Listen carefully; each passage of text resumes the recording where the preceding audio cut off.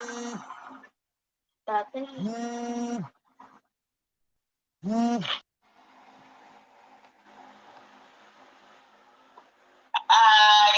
Ay, sabi tita, paayos nga ito tita. Wala kayo sound. Kasi nga, sandali, naayos namin, naka-zooming siya. Walang sound.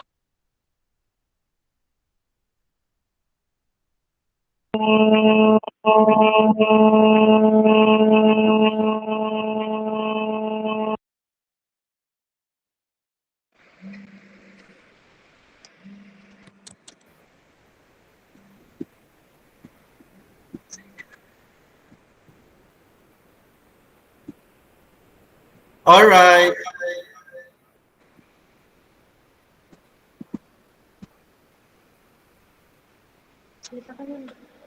A pleasant morning to everyone. Okay, by the way, I'm Sir Dan Morales, okay, one of the guidance practitioners of South City Homes Academy. So I'm with my partner, Miss Mikey Ella Espiritu, to be my co-host for this event. Hi, Mikey, kamusta? How's your day? Hello. Good morning. Can you hear me? Yes, loud and clear. Ayan, very good. So now we're very excited po, no, since this is the school year where we'll finally go back to school like it's the normal na. Ayan. So magta-transition na po tayo ulit. So I believe itong parents po natin is very excited to start this school year. Ayan. Ayan. Sir Dan? Yes, you're correct, Mikey. I think everyone is excited to this school year, no? Kasi marami tayong changes and Yes, it's like exactly. we're all fresh or a new starter for this school year. Okay, Yes. and to kick off this virtual orientation, may I call on our school administrator, Dr. Enrico Manalo, to give his welcome remarks. Thank you very much, Sir Den. Can you hear me po?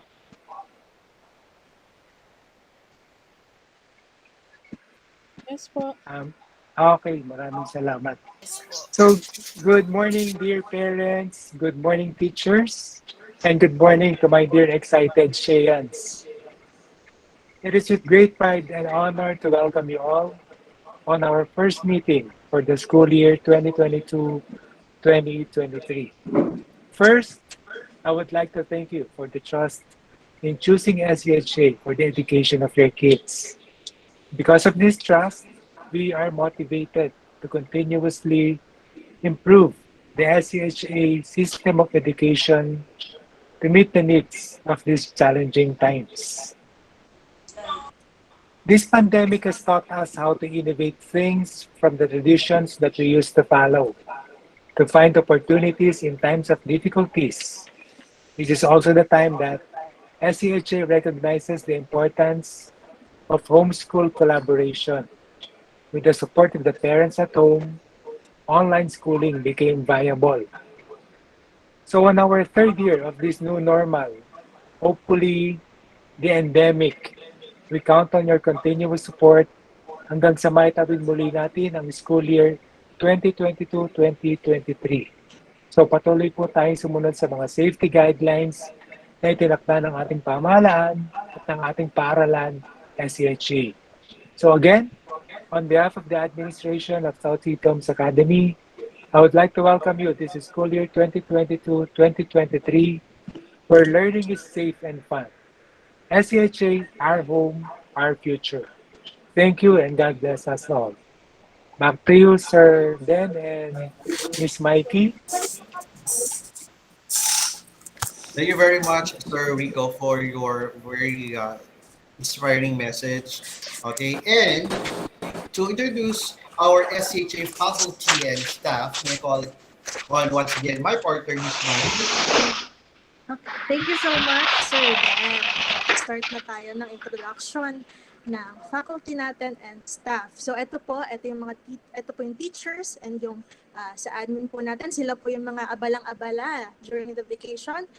They're reporting here sa school and inaayos nila lahat ng kailangan ng students.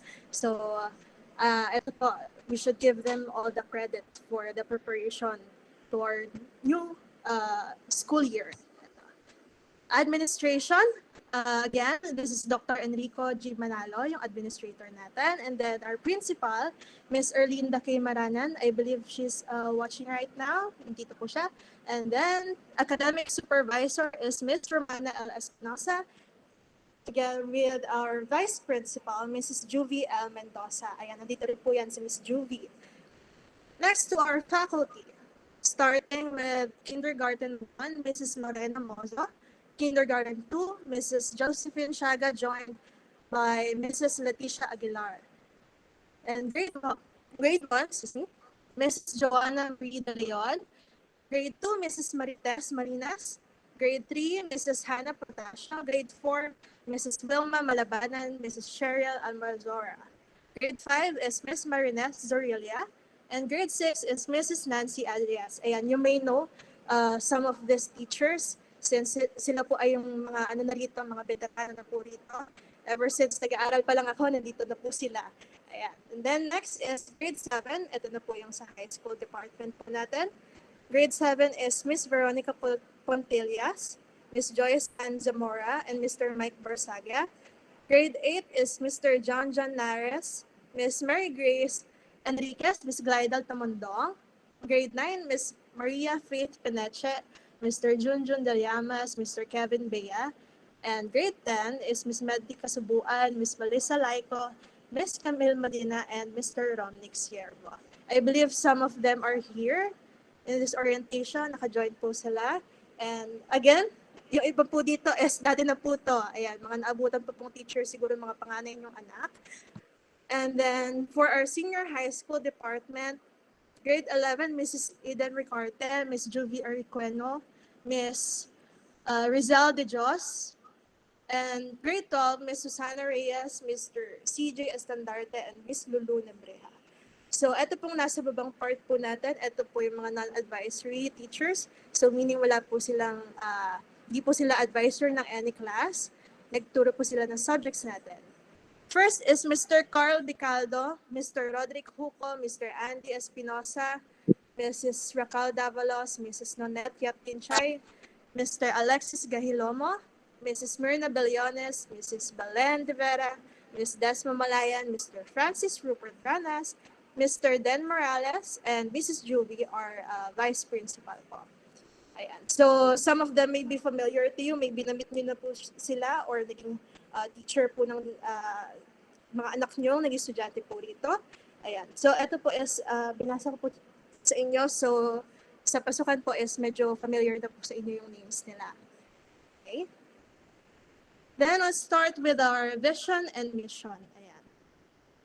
Vision and mission, ito po yung pinapakabisa po dati. Ayan, sa students natin tuwing flag ceremony, ito po yung nire-recite natin.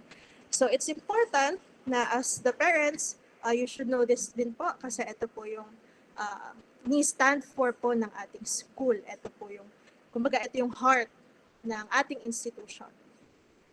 Okay. First is vision. Define ko muna what is, ano ba ang vision. So vision is what the school sees for our future. So ito yung image at the end of the line. Ayan. Ito po yung goal. Yung, ito po yung endpoint po natin lahat. And then, yan, emphasize ko lang dito, basahin po muna natin. A community of ethically skilled and intellectually communicative lifelong learners contributing to nation building. So I'd like to emphasize 3 words, which is ethical, skilled, and ready. So ito po yung students na pinoproduce po yung school. So even after the school year, even after graduate sila, they'll still be lifelong learners, meaning they'll learn on their own. And then, ethical meaning, ito po yung mga gumagawa ng tama, alam to separate ang tama from mali. And they still choose the right one, no? Even if it's hard. And then skilled, ayan, skilled, ito po yung mga matutunan nilang gawin dito sa school na may a-apply po nila sa labas. And then, ready. So of course, hindi naman pwedeng knowledge lang, no? Hindi lang pwedeng knowledgeable lang. So dapat ready tayo para sumabak. So I can attest to this that the school produces talaga ethical, skilled, and ready students. Ayan. And then mission, ito po yung ginagawa ng school para ma-realize yung vision. Ito yung method. Ito yung ways para ma-achieve yung vision natin. So I'll read it. To uphold every learner's right to acquire necessary knowledge, skills, attitudes, and values for their continuing personal and professional growth through maximizing instructional and environmental quality. So again, knowledge and skills. Meron din po tayong attitudes and values. So meron tayong knowledge, theory, and attitudes and values. Ito po yung ginagamit natin to apply those theories. And ito rin po, gusto ko lang din ipasok yung part na professional growth through maximizing instructional and environmental quality. So instructional, ito po yung mga method para ipagawa po natin, na pinapagawa po sa atin ng teachers para po ma-achieve natin yung goal. So di ba, lahat naman po tayo dito, I think, is naging estudyante din at one point in our lives. So minsan, di ba, iniisip natin, para saan ba itong algebra na to? Hindi naman ito magagamit pag balik ng itlog. Para saan ba itong geometry na to? Hindi ka naman gagamit nito in the future. So I think that's the biggest misconception nating mga naging students natin and even yung mga magiging students ngayon. So ang tinuturo naman ng school is hindi lang yung knowledge itself. It's the discipline. So paano mo ba nakukuha yung value ng X? Paano mo nakukuha yung value ng Y? So yun po, yung technique, yung discipline, doon sa pagkuha ng answer, yun yung pinakamadadala natin in the future. So hindi lang yung textbook itself, hindi lang yung knowledge itself. So yun po, ang vision and mission is, nag-go hand in hand. Kung walang vision, wala ring mission, di ba? Kung walang mission, hindi rin po tayo makakarating sa vision. So that's important. Hindi lang dapat minimemorize, dapat isinasabi ko, hindi lang ng estudyante, pero pati ng magulang. And then, we're done with this part. I'll give the floor to you, Sir Dan Morales, for the discussion of our learning modality. Yes, thank you, Miss Mikey. It's really evident that you are a true SCians with regard to explaining. It's really coming from the heart.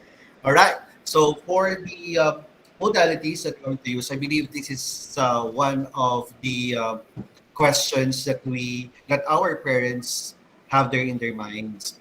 Okay. So for this year modalities that we're going to use.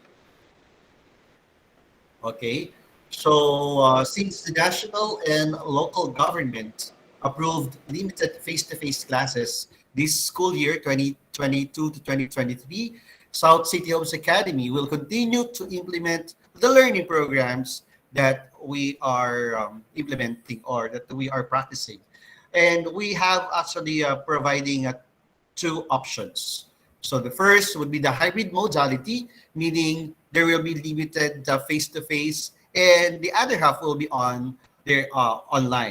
And there will be, or the second option would be a pure online distance learning or ODL modality.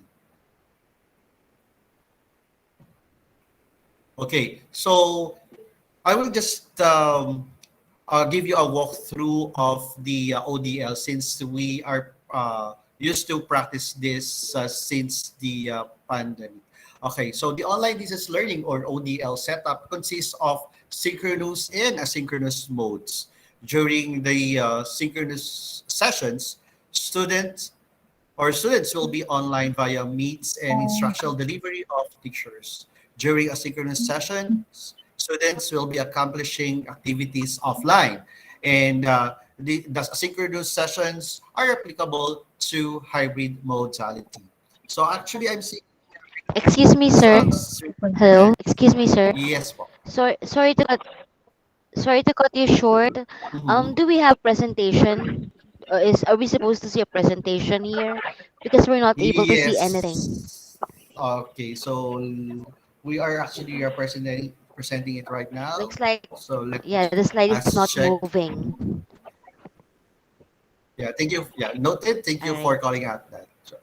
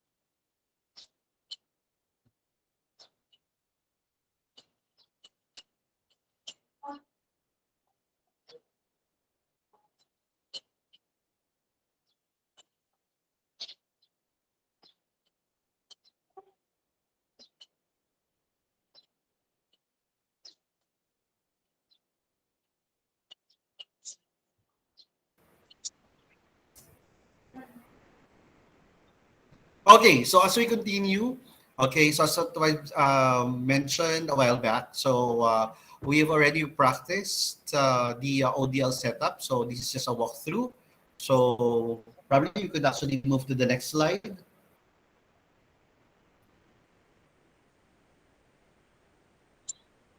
Yung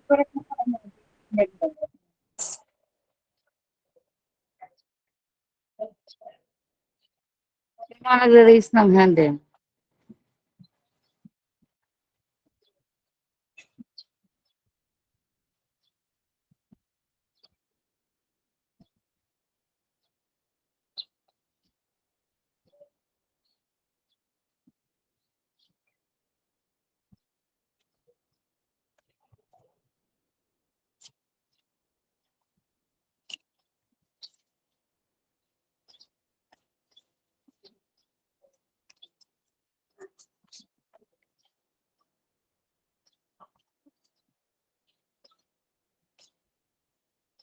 Gusto nga niya ipamove kanina to eh. Kasi wala pa naman talaga siya action na ganito.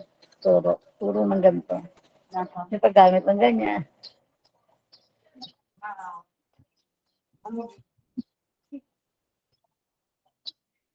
Asan na?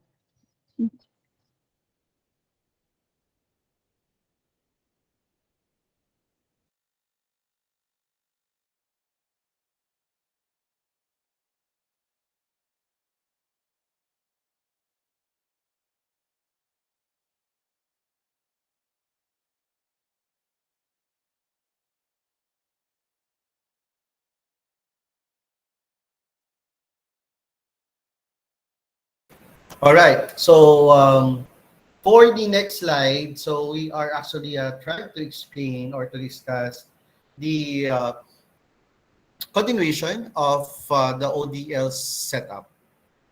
Okay, let me just yeah. Okay. So while waiting for the presentation,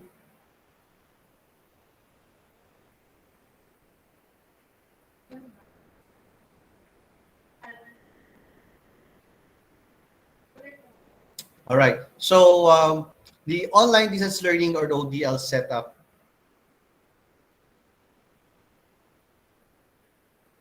is composed of synchronous and asynchronous session. As what I've said, this is the asynchronous is applicable to hybrid modality. And what materials shall be prepared before classes start?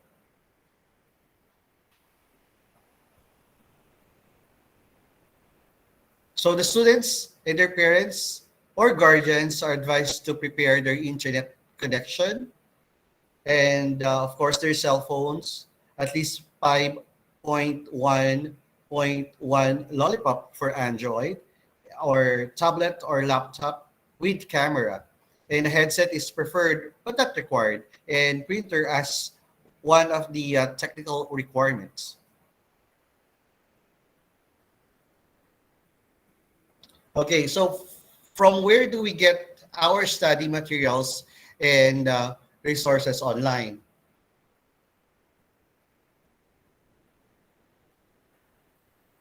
So you could actually access or download and store learning materials and resources through Quipper. So I believe familiar na tayo in terms of the platforms that we are using, which is Quipper. This which will be used by your teacher to assign them to you, including the files, the documents, and multimedia resources that you will need for your study.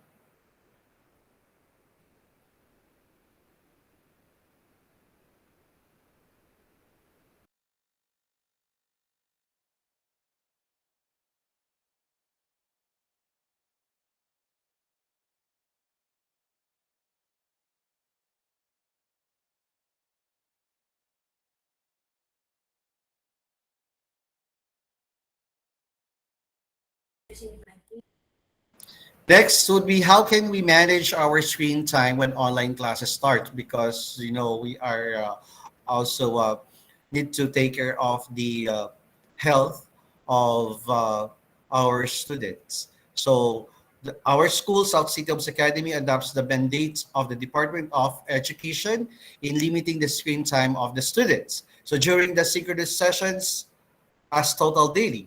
And this is to promote the healthy use of technology among our students.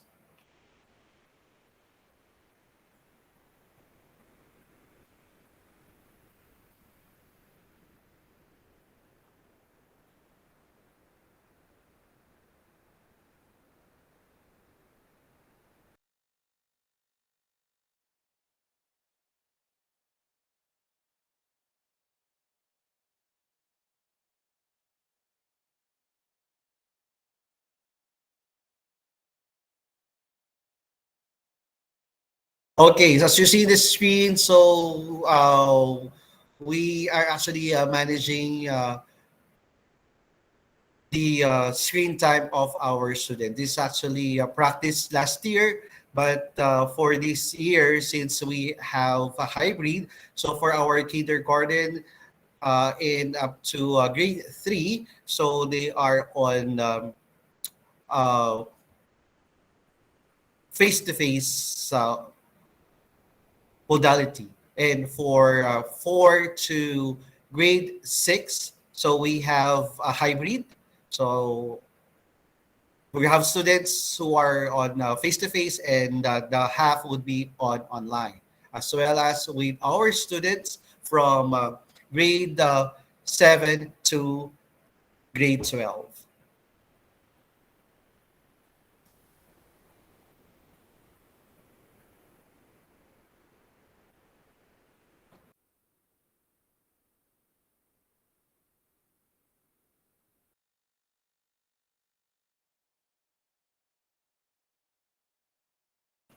Of course, since we have the online modality, so we have the appropriate or we have the tips on how can we appropriate our environment and routine during online learning.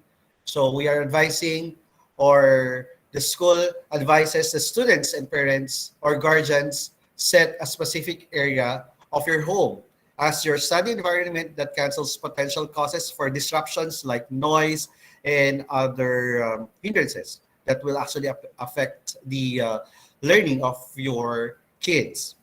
And with the schedule of classes to be given, you will be able to manage your time and routine as well.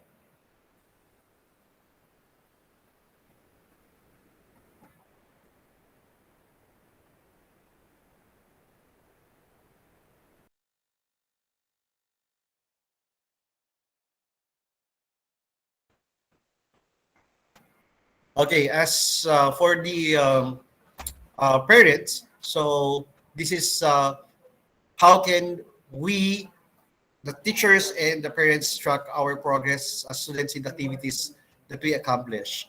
So the teacher will be available for consultations, okay, and to give feedback and progress reports that will provide possible ways to improve upon students' performance.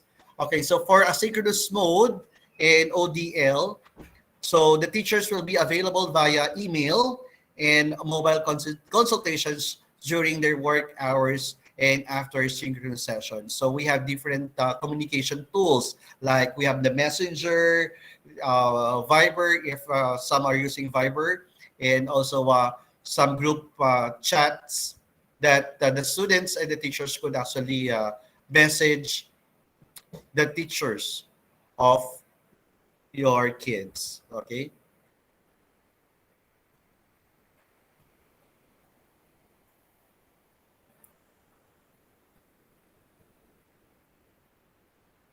Next slides will be the discussion about the limited face-to-face learning policy as well as the online learning policy. And this will be discussed by one of the teachers in elementary department. We have Miss Marinette Zorilia. All right. Thank you, Sir Den. Good morning to our dear parents. Can you hear me, parents? Please type yes if you can hear me loud and clear. Yes. Okay. So thank you. Thank you, dear parents. Okay, next slide po, please, Miss Mikey. Good. So I was assigned to discuss to you, dear parents, our learning policies during our limited face-to-face and online classes. Okay, so I'm going to discuss to you the some of the things to keep in mind when the students are inside the school premises. Okay, so first one, of course, for and foremost, is follow school protocols. We should observe physical distancing from 6 meter and mask on everywhere and everyone. So wag po dapat kakalimutan na laging nakasuot ng face mask and regularly wash your hands sa mga bata po and follow the markers. Upon entering the school po, may makikita kayong mga arrows po doon kung saan po yung entrance and exit. Sa mga building naman po, may makikita tayong green markers and red markers. The green markers is for meaning entrance, and for the red marker means exit. Okay, so ipa-follow po natin yun ng mga bata. And kahit sino pong parents ang pumapasok dito sa school is pina-follow po natin yung designated markers na yun. Okay? And bring your own everything. Okay? So, hindi na po siya katulad, unlike nung bago mag-pandemic, na pwedeng manghiram ang mga bata sa kanilang classmate ng pencil kapag naiiwan, pwedeng manghiram ng sharpener. So, since we are facing the pandemic, may COVID, so nag-iingat pa rin po tayo. So, kailangan magdadala na po sila ng sarili nilang mga gamit. Wala na pong mag-share. Water bottles, utensils, pens, and pencils, and snacks. So I believe wala na po tayong cafeteria this school year. So kailangan po magdadala na po sila ng sarili nilang snacks. So throughout the time na nandito po sila sa school, is nasa loob lang po sila ng classroom. So, ang labas lang po nila is kapag uuwi na po sila. Yun na po talaga yung labas nila. Wala po sila dapat interaction sa isa't isa, yung physical touching po. Okay? So, hygiene kits are must. So, students should have alcohol or sanitizers, wipes, and extra mask. Okay, so ito po yun. Meron naman pong mga nabibili, di ba po, yung mga kit na lalagyan po ng extra mask. So, kailangan po natin yun dahil meron pong mga instances na kapag iinom, biglang malalagot yung tali ng face mask. So, kailangan po iyon. Okay? So, yung mga question po natin is, i-collect po namin para ma-answer po lahat po yung inyong katanungan. Later on po, after po ng iba pa pong presenters. Okay? So after that, I'm going to discuss you the online learning policy. Okay? So, and for the online learning policy, here are the expected roles of the parents during online classes. Okay? So next slide po.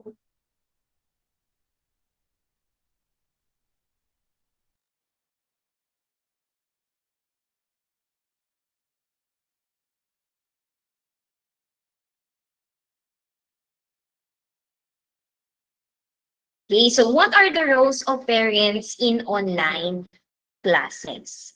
Okay, so of course, first, we need to support education amid the pandemic.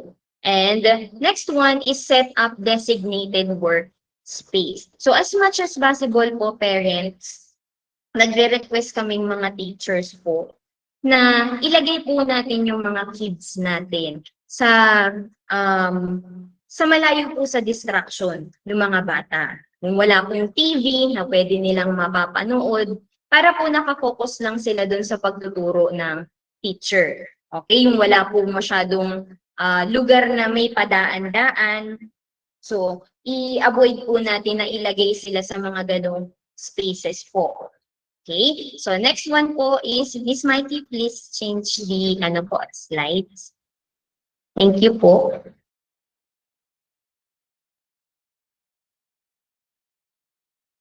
Okay, so next is prepare time and energy, including Okay, so including the learning to use gadgets or software that support online learning. Okay, so before po mag-start ang classes, kailangan po naka-prepare na sila. Okay, so hindi po kung kailan nag-i-start na po yung classes, saka pa lang po gigisingin yung bata. Okay, so avoid na po natin yun kasi last time po, ayun po yung naging problema namin. So kung kailan po nag-start, saka pa lang po ginigising ng mga magulang. Okay, so sana po, maasa po kami sa inyong support na masusunod po yung mga ganong protocols po natin or mga policies po. Okay, so kadalasan naman po 5 minutes before mag-start yung classes is naka-online naman po yung mga teachers. Okay, so yun po. And then, next one is establish routines and expectation. We also have help students own their learning and resist the urge to sit in on classes with your child. Okay, so we do appreciate naman po na sinusupport nyo naman po yung mga anak nyo. Okay, so pero po refrain naman po na isusubo na po natin lahat sa anak natin. Okay, so meron po kasi nakikita sa online classes, katabi si mommy kahit grade 5 or grade 6 na. Okay, so okay lang naman po na nakikinig si mommy, si daddy or si guardian. Pero i-avoid po natin na turuan sila. Okay? Kasi po, paano po namin ma-measure yung kaalaman ng bata kung may nagtuturo po or may nagpo-coach sa kanila. Okay po? So resist po natin yung tinuturuan sila. Kasi minsan po, mayroong sa mga lower grades na kapag nagpapasa ng notebook is sulat na po ni mami yung nakikita namin, hindi na po sulat ng bata. Okay? So, iyon po sana yung i-avoid natin this school year. Okay? So, help students own their learning. Okay? And then reinforce positively and stay in touch kung may mga katanungan, hindi naiintindihan, or may mga gusto pa po kayong itanong sa mga teachers, pwede naman po. Okay? And then take care of you. Yun po yung mga expected rules ng parents po during the online classes. Okay? So that will be all for my task, which is the learning policy. So thank you, and back to you, Sir Den.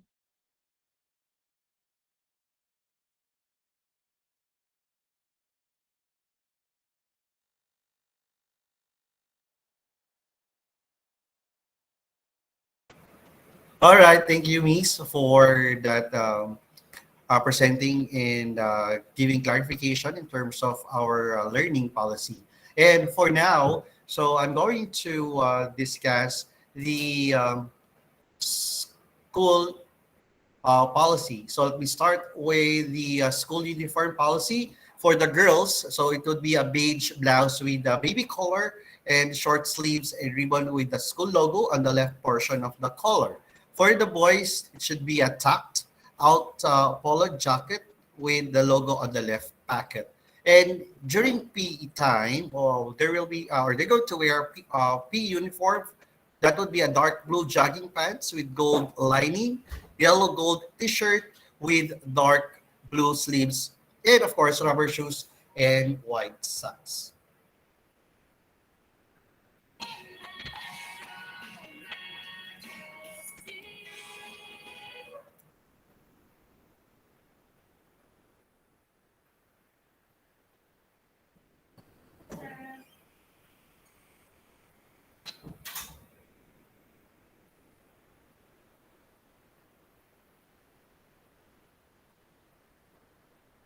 Okay, in terms of haircut and grooming, so decent haircut is prescribed for the boys, and the hair should not touch the ear and the collar of the shirt. And wearing of earrings among boys is strictly prohibited. And for the attendance, so the learners are expected to be present regularly and of course on time or punctual in attending all their online classes and assemblies. And attendance will be checked by the respective advisors and as well as their subject teachers. Also, we could actually check it on via quick paper, and meaning no output or grade after activity means no attendance. And for the parents are asked to send an email or message to the advisor and or to the guidance counselor or practitioners. So you can actually send a message to us, to Miss Mikey and myself, if the student will not be able to join the class. For the offenses and penalties, so we have the start with the minor offenses. So turning on the microphone while the teacher is speaking, improper use of the prescribed uniform, eating while online class is ongoing, and sharing unnecessary links, photos, or posts. It could actually turn into major offense depending on severity or gravity. Absences and tardiness, if this will be considered habitual on the fourth offense and will result to major offense. And if there will be consecutive late submission of activities, that will be also part of our minor offenses. Unruly and disruptive behavior during online class, negligence in the performance of assigned tasks and duties.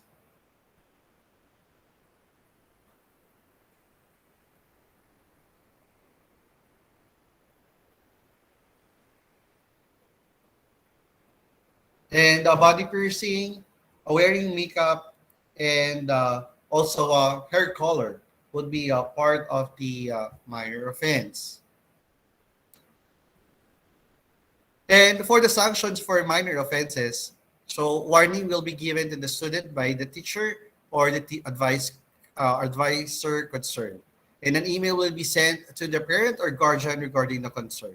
And referral to the guidance counselor for counseling. And next would be referral to the prefect of discipline or school heads for the imposition of the corresponding disciplinary action. And like suspension to habitual cases incurred.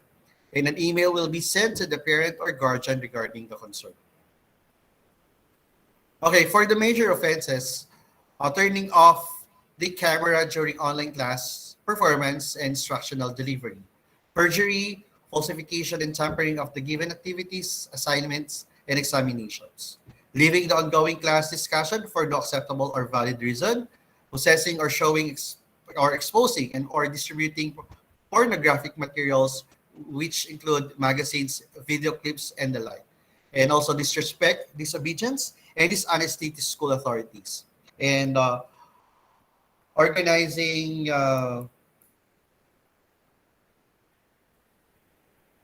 parties online and the like using the name of the school without permission from the proper authorities.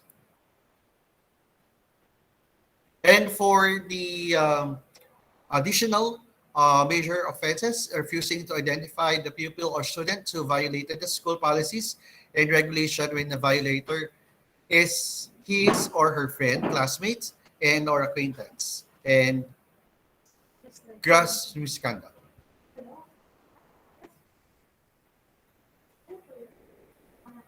And for the sanctions for the discussed major offenses, so suspension from school for a minimum of 3 school days, depending on the seriousness of the offense, and a maximum not exceeding 20% of the total school days. The suspension will not be served without the online appearance of the parents or guardians. However, the school has the right to impose sanction after sending 3 recognized notifications.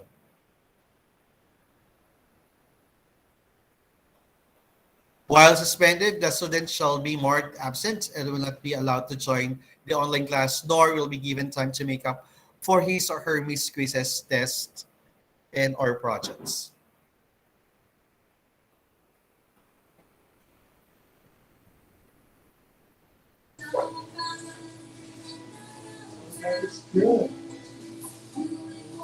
All right, of course. So we have the anti-bullying policy of SCHA. So this is actually aligned with the Republic Act number 10627. Okay, so as a definition, cyberbullying is bullying that takes place over digital devices like cell phones, computers, and tablets.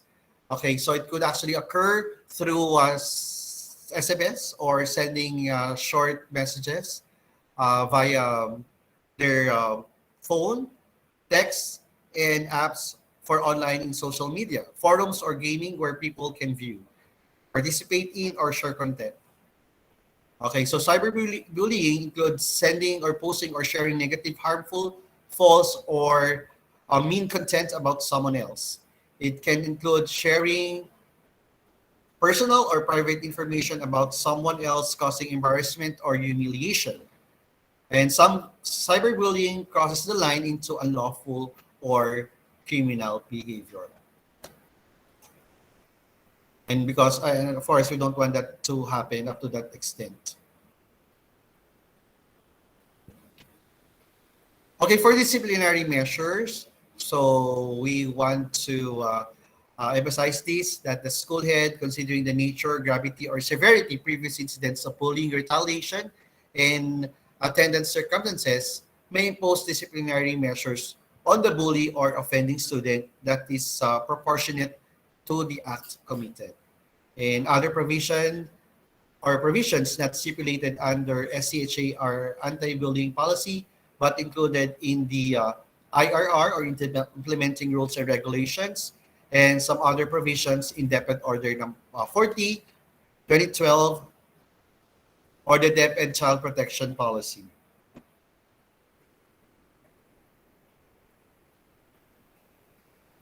And of course, we will actually endorse for counseling, monitoring, and follow-ups. Okay, so we are want to prevent this by avoiding opening messages from known bullies. Treat everything and everyone with respect. All right. So for the next slides, will be the schedules for the K to 6 students. So may I call in our teacher to discuss this. Okay, good morning. So I am Teacher Jo. So ito po yung ating sample. Actually, that's not a sample. That is our schedule for this school year 2022 and 2023. So for Kinder 2, we have 3 sections. So tatlo po sila ngayon. So yung dalawa po natin, Kinder 2 is 7 to 9:35. And then yung another batch po natin is 12:30 to 3 p.m. So magkakaroon po tayo ng panghapon. So yung Kinder 1 po natin, ganun din po sa hapon din po natin ilalagay. So dalawa po yan. And then before po, yung schedule ng mga bata, parang lahat na ituturo namin yung subject. For this pandemic, so meron na lang po tayong subject na ituturo for that day. So kaya na po natin yan. Mas maganda po ang ating schedule for today. So if there's any question po, lalo na sa pre-LM, about the schedule, so PM nyo na lang po si Teacher Jo. Basta ang schedule po natin is 7 to 9:35 yung first batch, and then yung second batch po natin is 12:30 to 3 p.m. Yung pong Kinder 1 is 12:30 to 2:30, so mas maiksi po.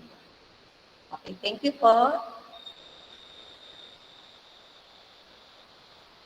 Teacher Joanne, your turn. Yes po, good morning po. Slide po para sa grade 1. Miss Mikey, please present po yung sa grade 1. Okay. Here are the schedule for grade 1 classes from Monday to Friday. Same schedule for the grade 2 and grade 3 classes po. For the grade 1 and grade 2 classes, there are 3 sections. 1 section for the morning class and 2 sections for the afternoon class. For the grade 3 classes, there are 2 sections. 1 section for the morning class and 1 section for the afternoon class. So, the assembly time for grade 1 to 3 at 6:50 to 7 a.m. So, they must be here at least 10 minutes before the assembly time. and the dismissal time at 11:35 a.m. for the morning class. Then, next slide po, Miss Mikey. For the afternoon class po, the assembly time, ayan po, is 11:45 to 11:50. So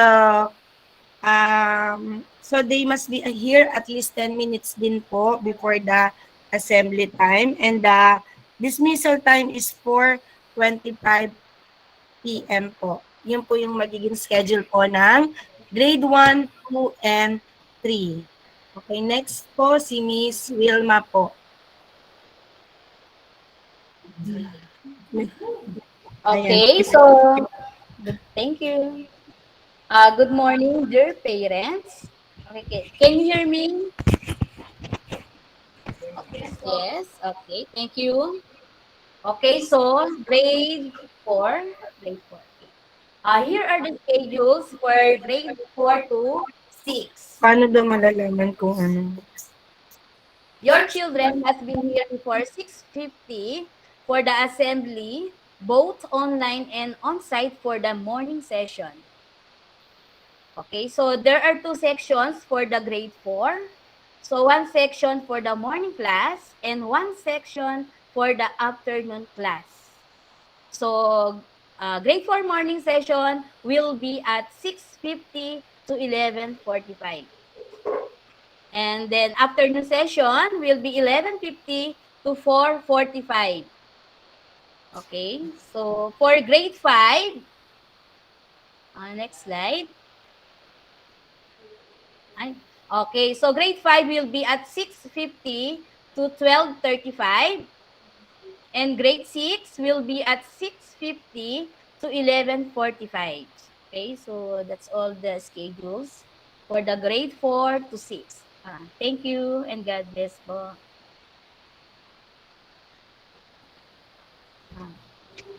Sir, then next po.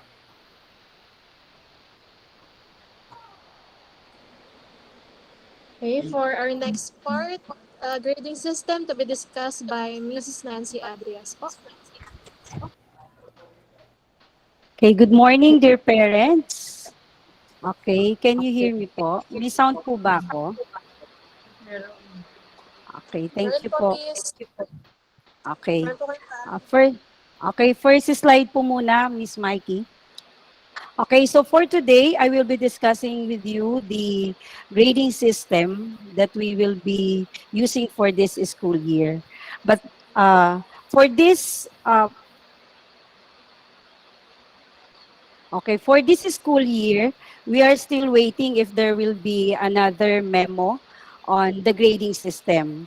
But I will be discussing with you today is the grading system that we had in the previous year.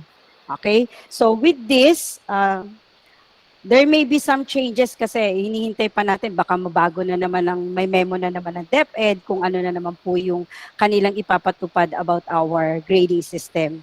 So kasi previously, 'di ba, sa grading system natin, ang quarterly test natin is nung face-to-face tayo, ang quarterly test natin is separate talaga siya. But on the pandemic time, ang ating quarterly ay isinama natin sa written work, di po ba? So this time, ang i-discuss ko po muna sa inyo is the previous grading system that we have adapted in the previous year. Okay? So wait lang po. Okay, so this grading system is based on DepEd Order number 31 series of 2022. So interim guidelines for assessment and grading in light of the Basic Education Learning Continuity Plan. So for classroom assessment, okay, it is the ongoing process of identifying, gathering, organizing, and interpreting quantitative and qualitative information about what learners know and can do. So yan po yung mga classroom assessment natin. So conducting assessment remotely. So communicating the assessment task. In communicating the assessment task, teachers must ensure that following details are explained. So ito yung sa performance task natin, di ba? Na usually naman, binibigay naman to ng teacher bago natin ipagawa sa mga bata. So the first is the objective of the assessment task. Iyan ba ay evaluation? O kaya pwede ba yan performance task? Okay? Then the roles of the learners and parents and guardians. Di ba pagka meron kasi pinagagawa ang teacher sa mga bata, meron din po talagang role na dapat ginagawa yung bata at meron ding role na dapat na ginagawa ng magulang. So hindi natin pwedeng role lang ng magulang. Magulang na lang ang gagawa para sa performance task ng bata. So, hindi po dapat ganon. So, may role ang bata, may role din po ang magulang. So, ang magulang po natin, tayo, parents, ang role lang natin is to assist them. Okay? Assist lang po natin. So, wag niyo nating hahayaan na kayo ang gumagawa ng kanilang mga task. Okay? Next is the procedure and expected timeline. So, when we give assignments or even tasks sa mga bata, meron tayong palaging procedure na binibigay yung teacher. Diba? Procedure. Ito yung guidelines. Ito yung guidelines. How will you do your task? And of course, meron dapat tayong expected timeline. So, ito yung mga due dates kung kailan natin dapat ipasa yung kanilang mga ginawa. Ano? Yung kanilang mga ginawa. So, in the previous year, medyo nagka-problema tayo doon. Nagka-problema kami mga teachers because of this submission, na kahit naglagay kami ng deadline, so hindi pa rin talaga na nasusunod yung deadline na yon. And what happens is na-extend na ng extend hanggang sa tumagal na ng tumagal. No? And of course, the standard and rubrics. So how will be graded? Paano nga ba i-grade yung mga ginawa ng ating mga estudyante? Okay, next slide please. Okay, record of progress. Okay, the collection and recording of evidences of learning is integral for monitoring students' learning and development in examples such as self-monitoring tool, check-ins of teacher with learners, and evidence of learning in the students' learning portfolio. So ito yung pagre-record na ng teacher sa mga ginawa na ng mga bata. Okay, next slide po. Okay, so feedback and remediation. So the benefit is to benefit students' learning, both formative and summative assessment must be accompanied with timely, constructive, and meaningful feedback based on the learner's record of progress. In giving feedback, teachers need to maximize available communication options such as texting, online channels, writing feedback on the outputs. So sometimes kasi may mga ginagawa po yung mga bata natin na pag ni-return ng teacher, lalo na po sa Google Form, okay, kapag ni-return na ng teacher sa bata yung meron po dong mga comments ang teachers, di po ba? So yun po yung mga feedback na pwedeng pagbasihan natin kung ano yung bakit mali ang bata, okay, bakit ganito lang yung points na binigay sa kanya. So, doon po natin makikita yon. So, consistent with the Department Order number 8, section of series of 2015, teachers should ensure that learners receive remediation when they earn raw scores which are consistently below expectations. So, di ba pag ang score naman ng bata talaga, binibigyan po natin sila talaga ng chance na makapasa. So, ang ginagawa po natin may extra work sila na para tumaas yung kanilang grades. Para lang hindi ma-retain yung mababa nilang grades. Okay, next slide please. Okay, so for remedial class, so sa remedial class naman po natin, bakit nga ba tayo kailan tayo nagbibigay ng remedial class? So for grades 1 to 10, doon na tayo sa grades 1 to 6, a learner who did not meet expectations in, okay, wait lang po. Okay, so for learners who did not meet expectations in at most 2 learning areas, must take remedial classes. So kapag ang mga bata natin ay meron silang 2 subjects na failed, ibig sabihin hindi talaga sila nakapasa doon. So they will be having this remedial class. So remedial class are conducted after the final grade have been computed. So ito yung mga summer classes natin.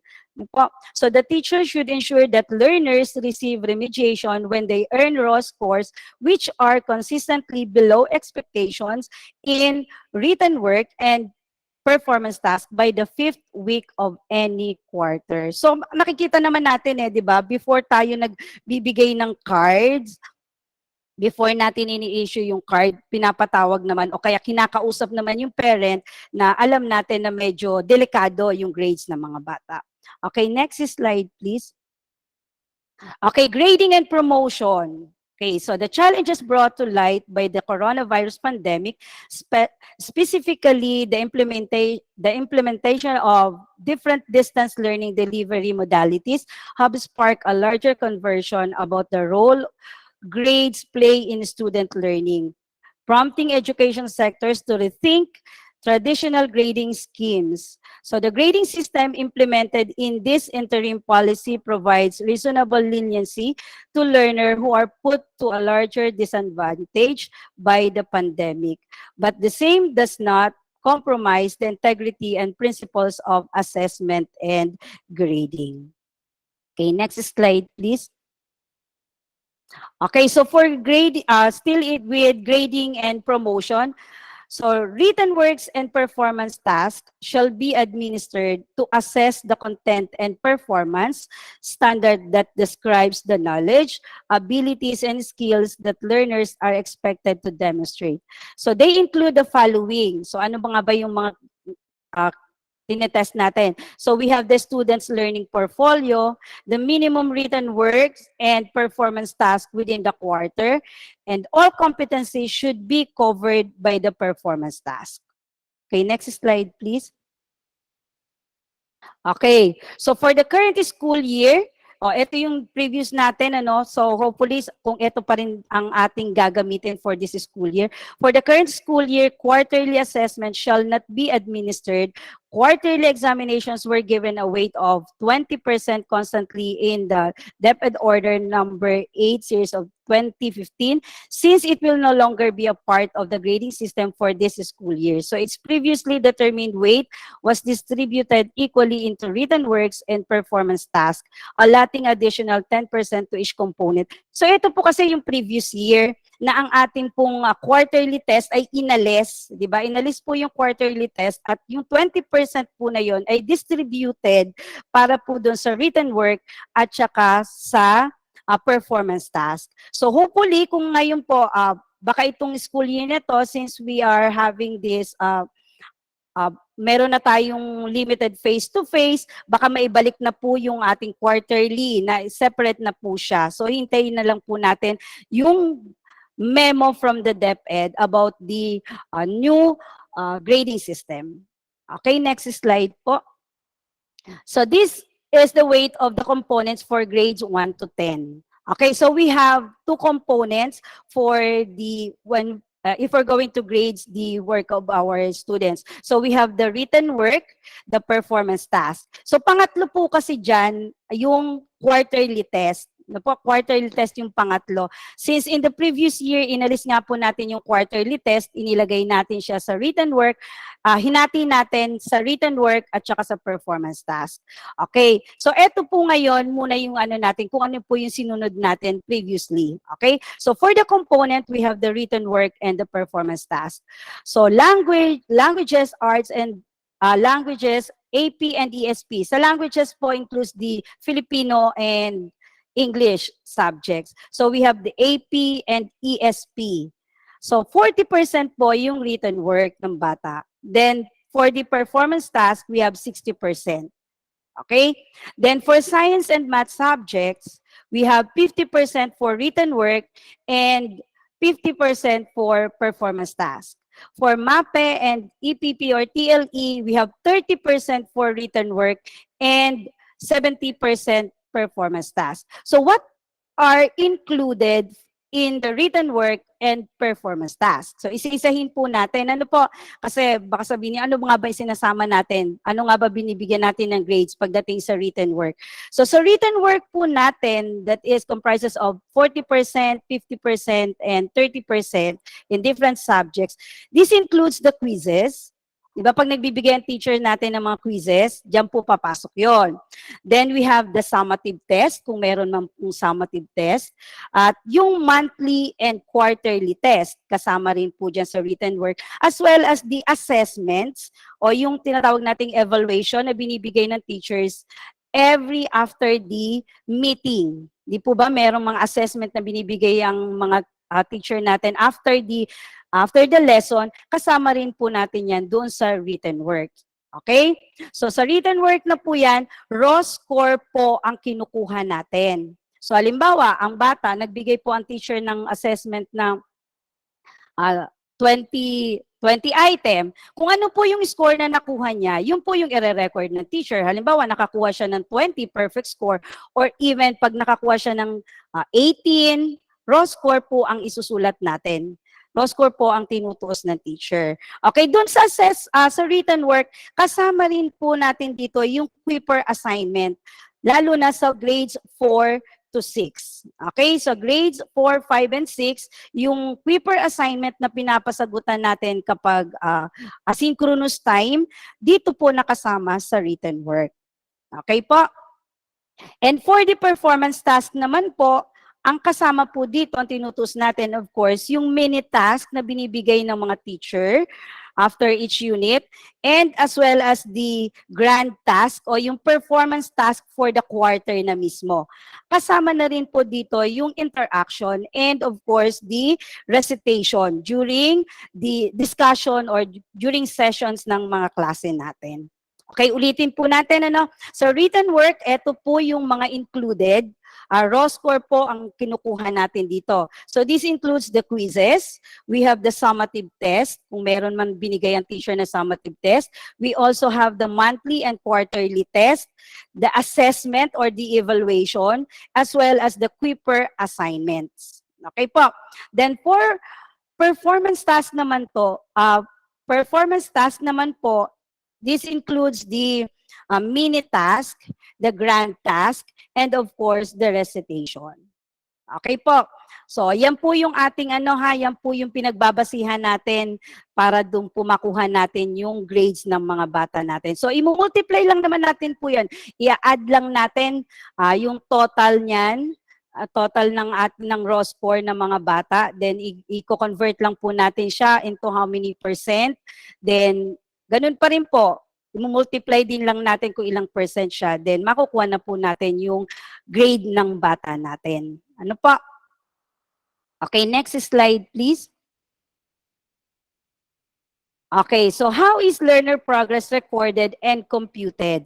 So, for kindergarten, issued in a department memorandum or order. So, dito po kasi sa pre-LM, meron din naman po tayong binibigay na numerical, di po ba, yung academic niya in every subject. May English, kung ano man yung subject ng bata, meron naman pong binibigay yung ating mga teachers. But then, meron din po silang sinusunod na tinatawag nating ECCD. So, ano nga po ba yung ECCD na yan? That is the Philippine Early Childhood Checklist Development. Ito po yung mga skill ng bata natin, no, hanggang ano na ba yung kayang gawin ng ating pre-LM. So, yun po yung checklist na binibigay ng teacher natin. Kasama na rin po nung card. So, usually ito pong ECCD na to ay binibigay po natin twice a year po.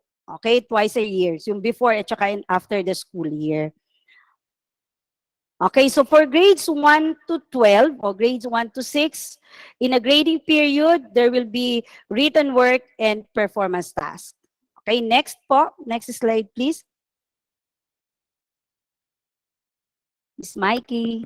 Okay, so how are grades computed at the end of the school year? So every quarter po, nagre-release po tayo, nag-i-issue po tayo ng ating ng card, doon po natin nakikita yung mga grades ng ating mga anak. So for kindergarten, Meron naman po, hindi naman po no numerical grades kasi nagbibigay din naman po tayo ng grades per subject, so academic. So, only descriptions of the learner's progress using the checklist. Ito nga po yung tinatawag nating ECCD.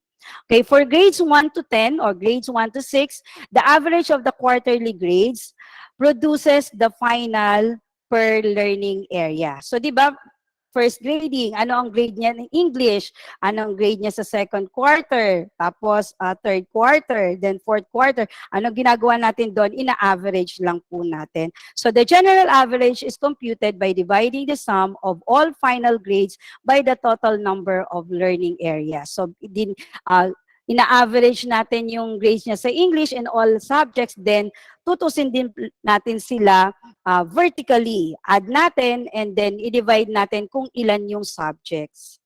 Okay, next slide please. Okay, how are the learners' progress reported? So we have this descriptor. We have the outstanding. Ang grading scale po natin dyan is 90 to 100. Okay, 90 to 100. Then the remarks would be pass. Siyempre, pass na yun kasi outstanding na nga po. Ano? Very satisfactory if the child gets 85 to 89. Satisfactory for 80 to 84. Then fairly satisfactory 75 to 79. Passed pa rin naman po yan. 75 and above, passed pa rin. Did not meet expectations. Okay, kapag ang ating estudyante ay nakakuha na ng below 75. Okay? So, mapopromote po sila, ang ating mga anak, kung ang grades po nila ay 75 up. Okay po? Next slide, please. Okay, so how are learners promoted or retained at the end of the school year? So, paano nga ba natin na-promote and paano na-retain yung ating mga bata? So, the requirements for grades 1 to 3 learners, ito po yung mga requirements. Final grade of at least 75 in all learning areas. So, in all learning areas, ibig sabihin po in all subjects. No po? So, promoted to the next grade level. Okay, kung grade 1 siya ngayon, grade 2 na siya next year. Okay, number 2, did not meet expectations not more than 2 learning areas. So, ibig sabihin, meron siyang 2 subject na failed. So, must pass remedial classes for learning areas with failing mark to be promoted to the next grade level. So, eto na po yung magsasummer po yung ating mga anak, no?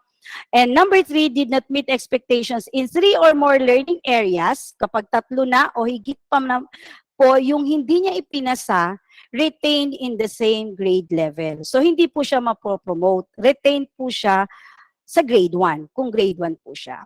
Okay, next po. Next slide, please. Okay, for grades 4 to 10 naman, grades 4 to 6. So, what are the requirements?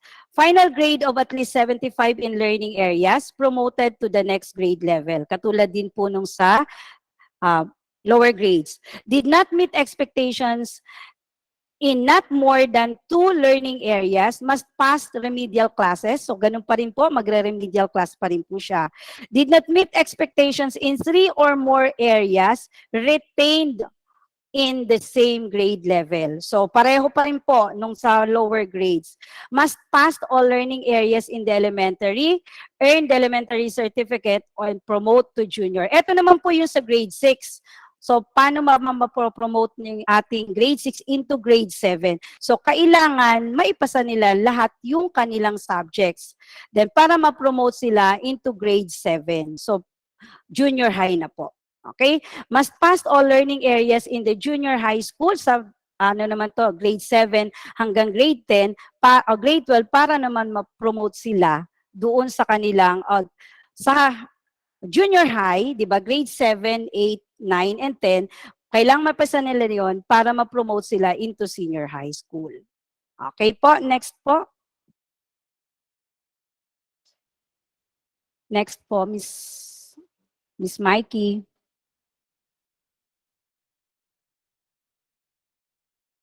Next slide, please, Miss Mikey.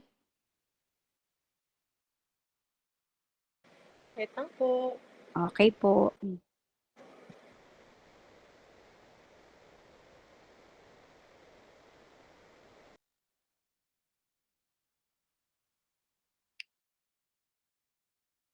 Okay, recomputed final grade. So usually naman ito nang po, pag meron lang mga failed po yung ating mga anak, ano, siguro naman hindi naman tayo magkakaproblema dito sa elementary. Okay, so summative assessments are also given during remedial classes. So kapag nagsa-summer na sila, meron din naman po silang summative assessment. Okay, so these are recorded, computed, weighted, and transmuted in the same way as the quarterly grade.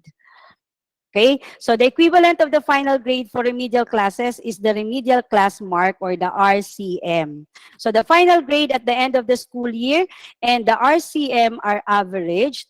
So this results in the recomputed final grade. So usually naman po wala pa kami na-encounter na ganito na nagre-compute kami dahil merong failed yung bata. So usually nangyayari lang po ito sa mga junior high school. Okay, next slide please.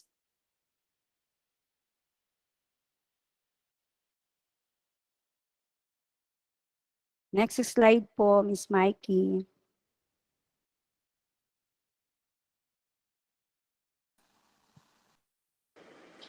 Ito po.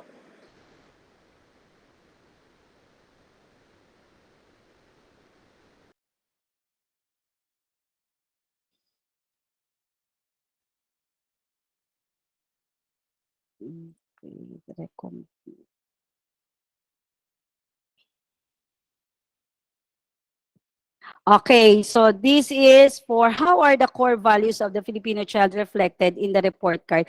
In previous year, di po ba sa card natin, merong pong core values na usually nung face-to-face po tayo, may nakikita po tayo mga marks din po para sa mga bata.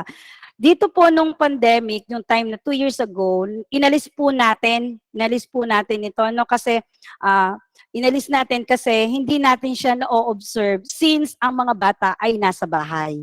Di po ba?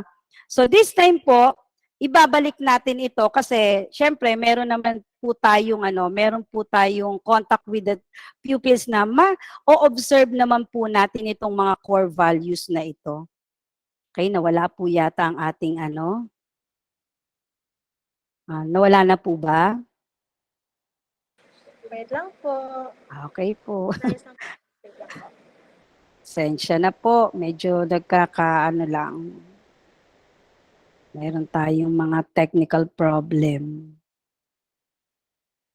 Nawala po. Yes po, nawala nga po. Hintayin po natin muna na po. Okay.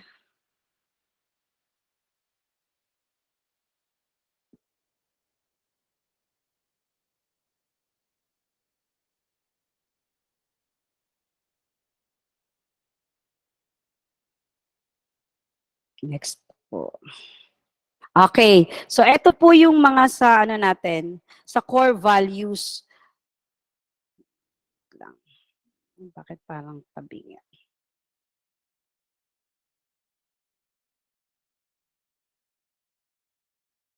Okay.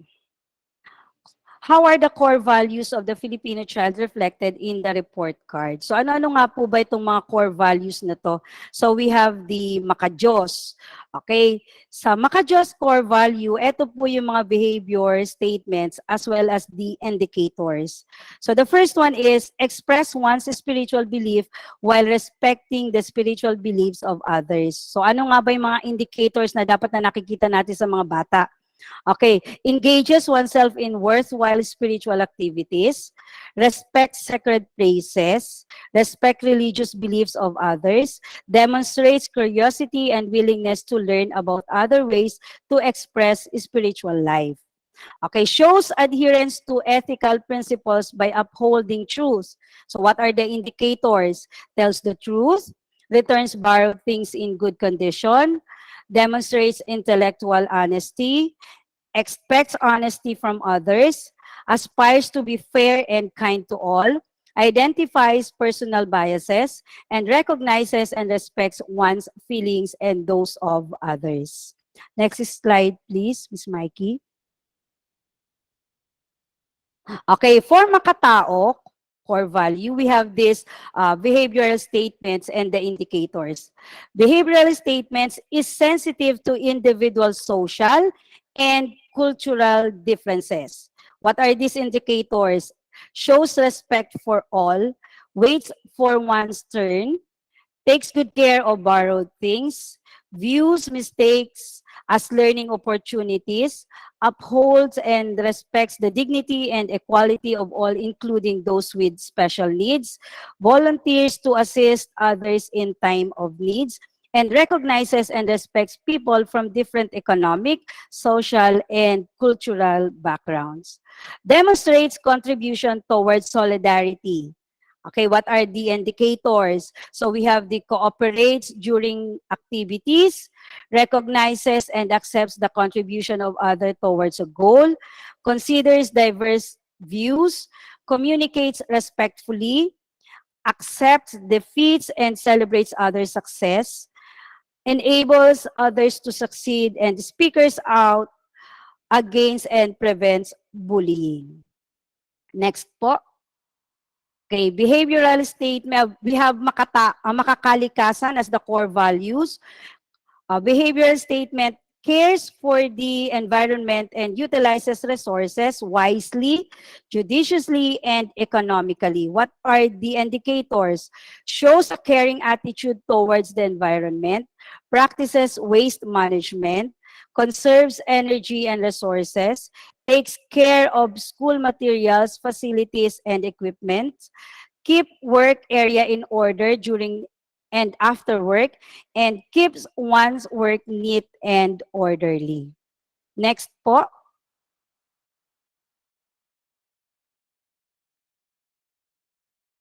Next slide, please. Okay, for makabansa core values, so behavioral statement, demonstrate pride in being a Filipino, exercises the rights and responsibilities of a Filipino citizen. Indicators are identifies oneself as a Filipino, respects the flag and national anthem, takes pride in diverse Filipino cultural expressions, practices, and traditions, promotes the appreciation and enhancement of Filipino languages, abides by the rules of the school, community, and country, enables others to develop interest and pride in being a Filipino. Another behavioral statement demonstrates appropriate behavior in carrying out activities in school, community, and country. What are the indicators? Manages time and personal resources efficiently and effectively, perseveres to achieve goals despite difficult circumstances, and conducts oneself appropriately in various situations. Okay, so for marking for the observed values, ito po yung nakikita natin dun sa card na po natin. Ano? Pag nakita po natin na AO ang nakalagay po doon sa core values, it means always observe. Ibig sabihin, lagi siyang nakikita, na-observe ng teacher yon during the interactions. SO for sometimes observed, RO for rarely observed, and NO for not observed. So ibig sabihin, pag not observed na parang hindi na talaga nakikita ng teacher yung mga values na indicated doon. Ano po? So, NO po ang nakalagay. Usually naman, wala naman tayo nakikitang nalalagyan ng NO kasi alam naman natin na mga estudyante po natin, hindi naman sila ganun ka-worst. Di po ba? Okay, next po. Okay, for question and answer po, Miss Len and Miss Juby na po siguro po, okay, si Sir Den ang magbibigay po nito. Thank you so much for their parents. Yeah, thank you very much, Mrs. Nancy Arias, for the in-depth discussion and give clarity in terms of the computation of grades.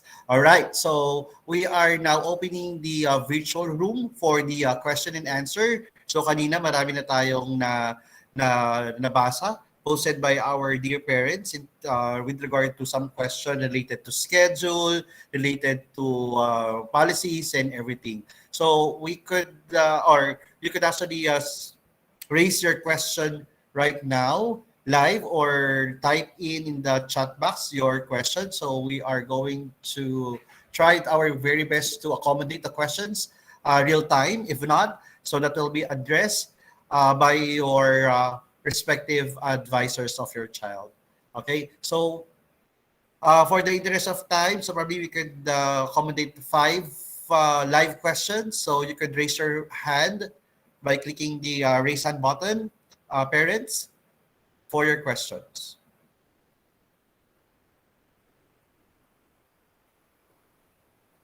So ongoing din naman, you could actually type your questions sa chat box and directly the teachers will answer your questions. Okay. And while waiting for the questions to be raised by our parents, so all updated announcements will be posted on our SCH Courier official FB page only. So please like our FB page. So it's SCHA Courier, the official FB page of South City Homes Academy for all the updated announcements and official documents that will be posted on the FB page. So yun lang po yung ating maging official means of posting all the announcements. So please, again, like our page, SCHA Courier. And for also our official mobile number, it's 0917 142 SCHA or 1427242. Again, you could also send your or transfer your GCash under this number. Again, it's 0917 142 7242. Ayan. So please type in your questions and then our teachers and admin will answer the question right away. So if you want to ask your question live po, so please raise your hand po or click the raise hand button. Then unmute your mic.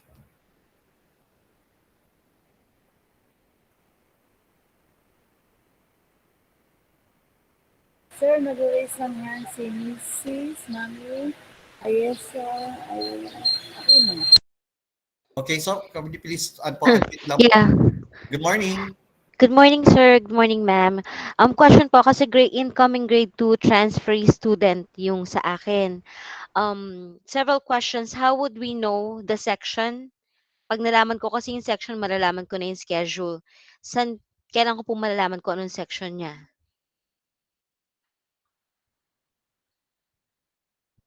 Okay, thank you for that question, ma'am. So if we have Miss Len or grade 2 advisors, so paano po ba natin malalaman or kailan natin malalaman yung section ng kanyang anak? And definitely, once nalaman niya na yung section, so how the teacher will announce or will post their schedule po. Miss Len or grade 2 advisors? Yung sa section po, i-message po kayo ng teacher. Opo, kung ano pong section and saka yung schedule po ng bata. Okay. Opo, by next week po, may schedule na po. Marireceive na po kayong message po, email or text message po from the advisor po. Okay. Last question, follow-up question. Kailan po magiging available ang grade 2 school books or textbooks? Meron, alam niyo na ba ako? Kasi wala na daw. Ipa-follow up po namin dun sa Okay. yung po. Pag meron na pong available, ma'am, ipopost po namin sa Noted. page po. Thank you so much. Welcome po. Thank you, ma'am. So another question. Good afternoon. Good morning. Good morning. Question lang po ako regarding dun sa face-to-face schedule. For grade 3 po ba, all 5 days they will be going to school as for face-to-face or like 3 days face-to-face, 2 days online? Or paano po ba yung magiging schedule for ganun? Kasi po yung bago po kasing order po, yung DepEd Order number 34, series of 2022, everyday na po yung schedule ng grade 1, 2, 3. Everyday po, half day po sila sa school. Okay po. So yung binigay po kanina na schedule, Schedule. na 6:30 to 11. Yun. So Apo, everyday yun po, Monday to Friday sa school na po sila. Apo. Okay po. Thank you. Welcome po. Hello. Thank you po, Miss Dina. Yes, next question. Let me just... Hello, sir. Okay. Sige po, sir, unpin ko lang po kayo, ma'am. Sir, sa scheduling din po, for kindergarten 1 po, face-to-face na din po sila and then everyday din po? Yes po, ma'am. Okay po. Thank you. Kinder 1 po, 2 hours lang po sila sa school, ma'am. Okay po. Opo. Salamat. You're welcome po. Yung Kinder 1, 2, 3 po, lahat po sila face-to-face po. Hindi po sila hybrid modality. Face-to-face po yung ano po nila, mode of learning po.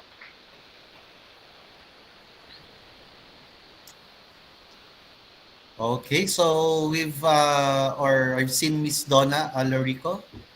Nag-raise po ng hand. Paki-unmute lang po.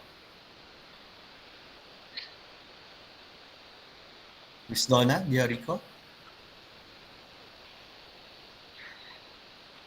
Okay. So while waiting, unmute ni Miss Donna. Okay, next question.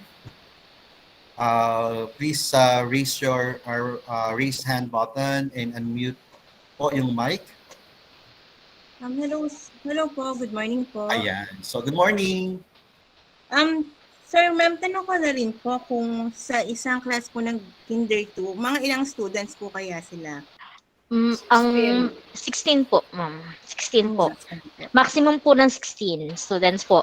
Kinder 1 to grade 3 po. Maximum po ng class po, 16 po students. Sir, ma'am, yung pasok po nila 7 a.m. to 9:35 po. Yes po. Depende po, ma'am. Depende, ma'am. Wait.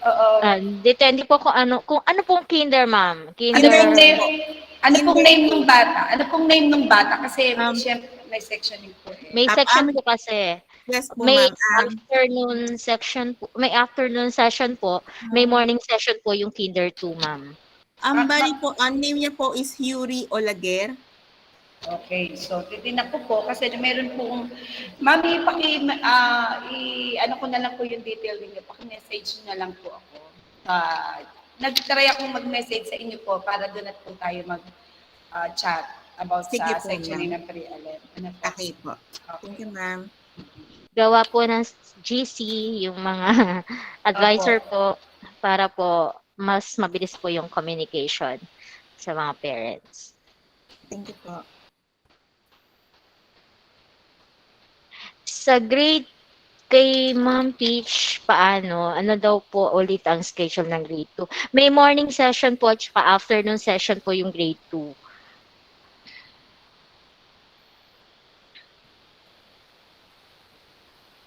Apo, ayan po. Si Miss Joyce Vidalio. Dito po, Miss Joyce. Sa grade 1 po, sino pwedeng kontakin sa grade 1? Si Miss Joanne po, De Leon. Si Teacher Joanne po, Miss Jessica. Yes po, Miss Jen, nag-message na po ako dito sa chat box.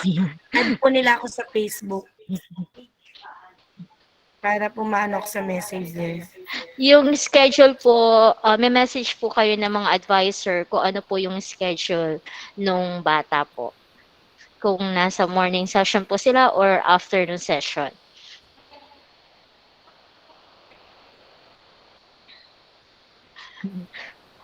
So, Hello.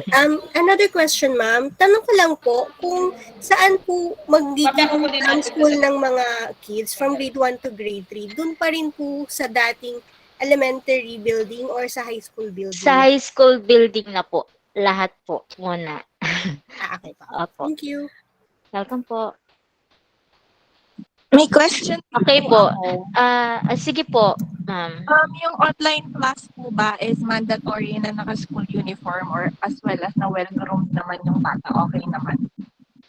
Para po, kasi ma'am, pag naka-online po, kita rin po sila ng mga classmate niya. May monitor po kasi nasa unahan po. So, kita po sila ng mga classmate. Kahit po yung blouse lang. Apo, yun lang po, ma'am. Kahit hindi po muna yung shirt po niya. Kahit po blouse lang po. Apo, thank you po. Okay, so again, for Miss Joyce Vidal, can you please unmute your mic so you could your question could be entertained. Bali po natanong na po kasi yung dapat yung itatanong ko.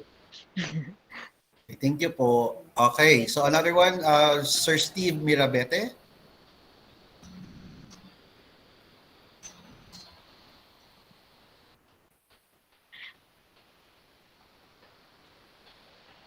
Paano ba ito inire-reply? Dito lang din, hindi ba Sir pwede Steve, okay. Next, Yung pong mga kung gusto niyo pong ano po, ma'am, visit lang po kayo sa page po sa SHA Courier for announcement po regarding po doon sa mga changes po. So, meron na po yatang announcement po ngayon. Yan po. Sa official FB page po ng South, SHA Courier, doon sa mga updated announcement po. Pero yung ano po natin, yung opening ng classes po natin, sabihin ko na po, August 22 po yung opening po natin ng classes. Po. So next week pa po tayo mag-start po ng klase. May 1 week preparation pa po ang mga bata. Opo. Marami po kasi nagtatanong dito kung kailan raw po yung Paspal. August 22 po. 2022 po. Opo. Yun po yung klase po. Miss Lynn? Yes po. Ask po ni Mami Lea sa channel. Kanina pa po siya nagtatanong. Paano ko daw po kung may ubo o sipon ang bata? Huwag niyo na pong papasukin, ma'am. Pag po may ubo or sipon, masama po yung pakiramdam, huwag na pong papasukin po yung mga anak po, mga bata po natin. Kasi po, sa panahon ngayon, ang ubo at sipon, mabilis pong makahawa po kasi. So, kung mayroon pong masamang pakiramdam, pwedeng mag-online na lang po yung bata. Kung kaya naman po mag-online.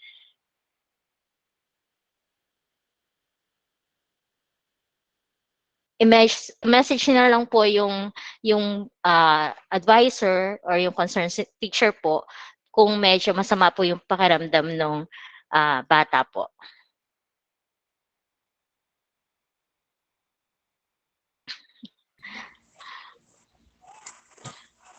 Teacher Jo, kung pwede raw po bang bantay sa Kinder 2?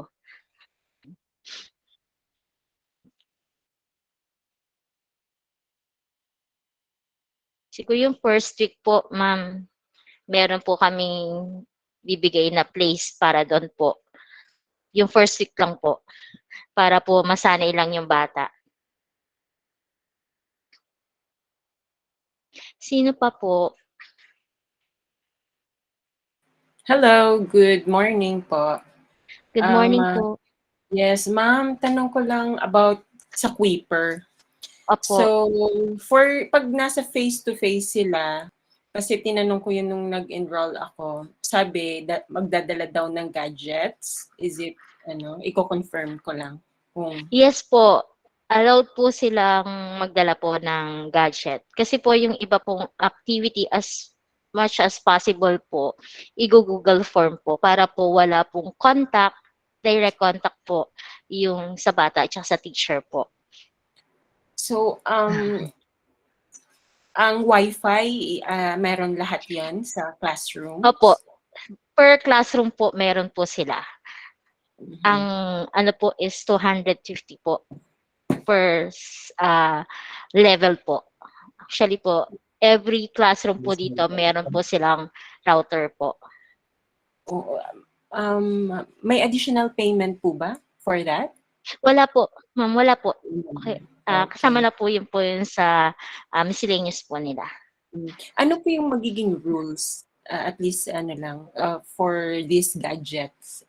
For safety, for safekeeping, ganyan? Since hindi naman po sila allowed lumabas po ng room, so yung advisor po, kasi po may 10 minutes na advisor time, doon po sasabihin ng mga rules and mga reminders po everyday po sa mga bata. Okay, noted po. Thank you. Thank you.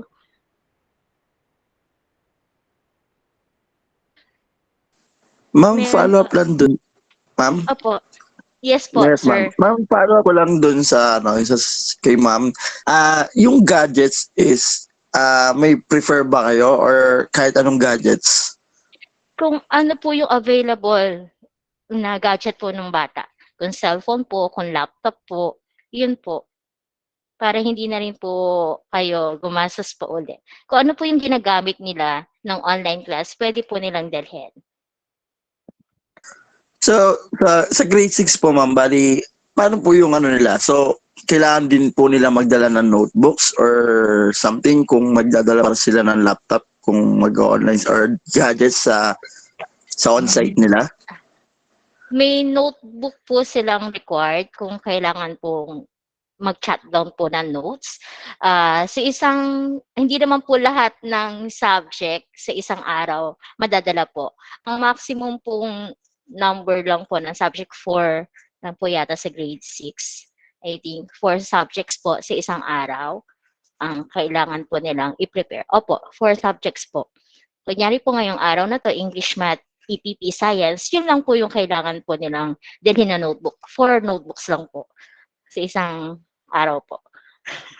Kung ano lang po yung subject po nila na kailangan, yun lang po yung dalhin nila for that day po. Okay, sige po. Thank you po. Thank you po, sir.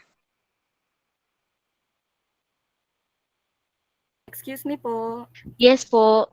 Ay, itatanong ko lang po about sa vaccine card. Kailangan Opo. po ba required? Hindi naman po required ng DepEd po. Hindi rin po namin nire-required, pero po in-encourage po namin kayo na pavaksinan po yung bata. Kasi po nasa inyo rin po yun kasi po mga bata yan, hindi pa po sila legal age, kaya po jurisdiction niyo po yan ng parents po. Opo. Okay, thank you. Welcome po. Ma'am, question? Yes po, Ma'am Joanne. Apo, ma'am, kasi ganito, yung dalawang anak ko, meron talaga silang history ng allergic rhinitis. So from time to time, talaga, nagbabahing sila. Tsaka syempre, kapag allergy sila, so there's the possibility talaga na magkaroon ng nose drip. So paano po? Grade 3 po siya, tsaka grade 10. Sa grade 10 po. Sa grade 10 po. Tsaka sa grade 3. Yung grade 3 po kasi natin ay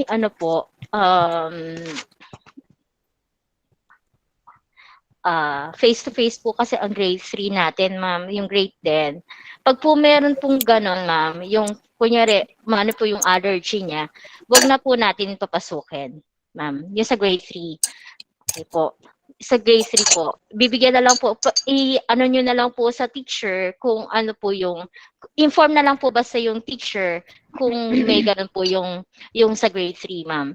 Sa grade 10 po kasi may hybrid. So, pwede siyang ma-attend online kung meron po siyang allergy. Kasi po, opo. Kung sa grade 3 naman po, meron naman po tayong face mask. Kung mas maganda po, kung yung magandang face mask po yung gagamitin ng bata, para kung iba naman po kasi yung ubong allergy doon sa, sa ibang klase. Opo. Ma'am, isa pa, halimbawa, di ba nga may allergic rhinitis yung inatake ng allergy yung anak ko? Opo. From time to time, do I need to secure med cert? Hindi naman po, ma'am. Kung meron naman po siyang yun, meron na po kayong pinakita na yun po yung history niya sa health niya, ma'am. Okay na po, ma'am. Hindi naman po lagi-lagi. Follow-up question, ma'am. Speaking of mask, meron ba kayong required na mask na kailangan suotin ng bawat estudyante? Mas okay po kung ma'am, hindi yung medical yung gagamitin natin mask kaysa po doon sa yung cloth po. Mas okay po kung medical mask yung gagamitin ng bata. Any specific like KN95 or okay na yung surgical mask, something like that? Opo, okay na po yung surgical mask, ma'am. Basta po Hindi naman po sila aabot ng 8 hours sa school po. Maximum na po yung 4.5 hours.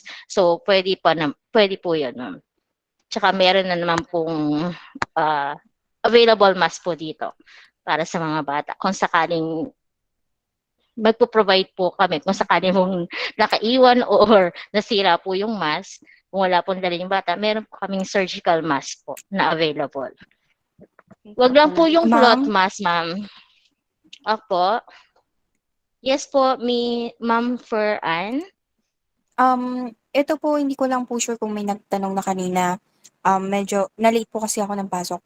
Anyways, regarding sa grade 2 po, mahati po ba ang schedule niya ng AM at PM? Yes po, ma'am. May morning session po at saka may afternoon session. Since ang maximum number lang po ng students per classroom 16, so nasa 3 sections na po yung nawawala po kayo. Opo, nasa 3 sections na po yung grade 2. So may morning and afternoon session po yung grade 2. Okay na po. Ma'am, morning excuse po. me po. Yes po. May clarification lang po ako about sa pagdadala ng gadget. Kasi Ilan what po? if walang gadget? Kasi yung ginagamit ng anak ko, desktop eh. So what if wala siyang gadget? Paano mangyayari dun sa Google Meet na activities niyo within pag nasa school sila? Okay po. Kung wala pong gadget, since kung nasa Google Meet po, yung notebook, may notebook po sila, pwede naman pong doon nila ilagay yung answer po, ma'am. Kung wala po talagang gadget, kung hindi niyo po pagdadala yung gadget. Yung teacher po, ipopost po, since may available po na screen doon sa classroom per classroom po, nakapost po doon yung activity ng bata. So, kung wala po siyang gadget, pwede naman po sa notebook niya isulat yung answer po doon sa activity. Kung wala po talagang gadget. Okay, thank you. And by the way, tanong ko lang, since late na kasi ako nakapasok, recorded yung session, available ba to for later access? Yes po, ma'am. Okay, thank you. If sa SHA Courier na lang po, ma'am. Okay, Ipopost thank po you. na po. All right. So since we already past 12, okay, so we will actually about to end. Okay, so for any further announcements, clarification, so please like our FB page. It's SCHA Courier. Okay, for the updated and latest announcements. Okay, so please like our FB page, so you will be updated for the announcements and also for the recording link of this session. Okay, so since we have Miss Len already in the room, so Miss Len, back to you for your closing remarks. Good afternoon na po. Hindi na po good morning. Good afternoon, dear parents. Allow me to extend my gratitude to all of you who gave their time to us by attending this virtual orientation. Your willingness to attend is very much appreciated. So a school can never be a school by just having students or pupils. A school must be a community involving not just the learners, not just the teachers, but also you, our dear parents. For the past 2 academic years, schools have implemented a not so easy setup, one which not most of us are used to, but we all try to get by. Together, we have worked hand in hand just to get everything done for the sake of our pupils, learning and progress. This year, we are slowly trying to get back to how things were before. And to prepare all of us for what is coming this academic year, this virtual orientation is held. Through this orientation, we address important concerns such as the school's policy, the learning policy, schedule of classes, grading system, and most importantly, the school's learning modality. In this orientation, you were given an overview of how the school plans to carry out this academic year. This school can never do this alone. We will need your help, our dear parents.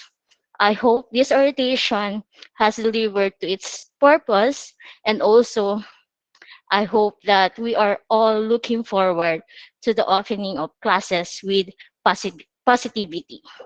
Thank you once again for attending this orientation and have a good day. Sir? Yes, thank you, Miss Len. Okay, so thank you once again. I would like to extend our deepest gratitude to all the parents and also the teachers who attended this virtual orientation. And once again, okay, I'm Sir Dan, and I'm with the Miss Mikey Espiritu. Okay, so thank you once again, and have a great day.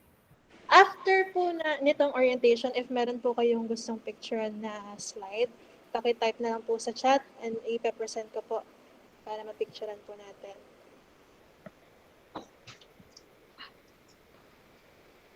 Saan na yun? Ayan.